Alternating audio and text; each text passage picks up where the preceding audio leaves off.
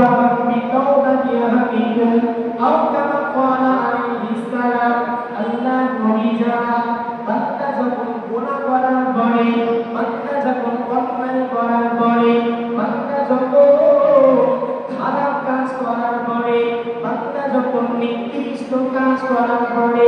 বান্দা যখন জঘন্য কাজ করার পরে ওই বান্দাটা যখন রবিউল আউয়াল মাসে আমার হাবিবের আগমনের মাসে ওই বান্দাটা যখন নামাজের মুসাল্লাতে দাঁড়িয়ে ওই বান্দা বলতে লাগে ও রব্বুল আলামিন আল্লাহ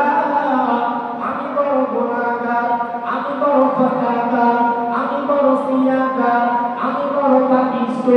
আমি বড় নালায়েক আমি বড় গুনাহগার আল্লাহ নবী জানা একটা মালিকের পশু হারিয়ে গেলে একটা মালিকের পশু হারিয়ে গেলে ওই মানুষটার মনটা যেন খারাপ হয়ে যায় ওই মানুষটার বুকটা যেন রেজা রেজা হয়ে যায় দু চার দিন পরে একাকি ভাবে ওই বান্দা ঘরে যেমন গরুটা আসলে ওই বান্দা যেমন খুশিতে তাকে দান হয়ে যায় আল্লাহ নবী জানা বান্দা যখন ভুল করার পরে বান্দা যখন অন্যায় করার পরে বান্দা যখন নিকৃষ্ট কাজ করার পরে ওই রবিউল আউয়াল মাসে হাবিবের আগমনের মাসে ওই বান্দা হাত তুলে বলতে লাগে ও রব্বুল আলামিন আল্লাহ